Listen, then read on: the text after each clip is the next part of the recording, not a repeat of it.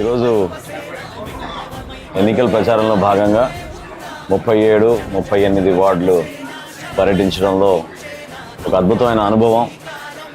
మండుటెండలో చల్లటి వాతావరణంలో ఆ మార్పు ప్రజల్లో కూడా ఒక ప్రశాంతత కనపడుతోంది. నేను ప్రతిరోజు అంటున్నట్టుగా ఎప్పుడు ఈ ప్రభుత్వం మారుతుందా అని ఎదురు చూస్తున్నారు. ఒక దృఢ సంకల్పంతో 13వ తారీఖు ఉదయమే వెళ్ళి ఓటు వేయాలనే ఒక నిర్ణయం ప్రజలు ఆల్రెడీ బలంగా తీసుకున్నారు.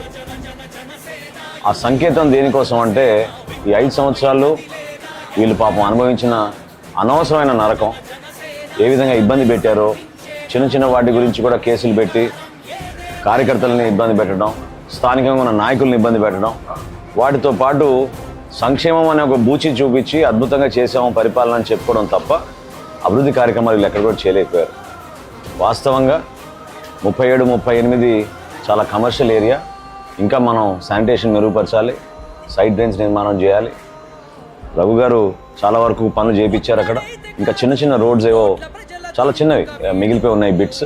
వాటిని కూడా రాబోయే రోజుల్లో ఖచ్చితంగా పూర్తి చేస్తామని స్థానికులకు చెప్పడం జరిగింది. ప్రజలు ఎదురు చూసేది కూడా ఒక మంచి ప్రజాస్వామ్యబద్ధంలో ఎన్నికలు జరగాలి. మార్పు వచ్చిన తర్వాత చంద్రబాబు నాయుడు గారి నాయకత్వంలో, పవన్ కళ్యాణ్ గారి నాయకత్వంలో ఈ రాష్ట్రానికి ఒక అద్భుతమైన పాలన మా ద్వారా అందిస్తామని వాళ్ళందరూ కూడా ఎదురు చూస్తున్నారు. తప్పకుండా కూటమి అందుకు కట్టుబడి ఉంది. ఏ కార్యక్రమం చేసినా కూడా జనాల అభివృద్ధి కోసం, సంక్షేమం కోసం నిజాయితీగా పనిచేసే విధంగా మేమందరం కూడా ముందడుగు వేస్తామని ఈ సందర్భంగా తెలుపుతున్నాం.